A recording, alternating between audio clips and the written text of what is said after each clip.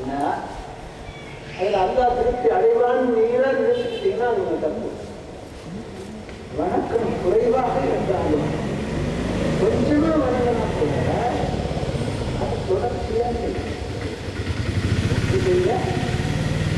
தொடர்ந்து செய்யணும்.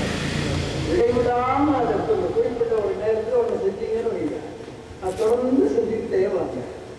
இதை சொல்லிட்டு சொன்னாங்க ரசூலுல்லா, இந்த குறைவான ஒரு வணக்கம் இருக்கு பாருங்க, அதை தொடர்ச்சியா செஞ்சுட்டு வந்தாலே அதுவே உங்களை சொர்க்கத்திற்கு கொண்டு சேர்க்கும்னு சொன்னாங்க.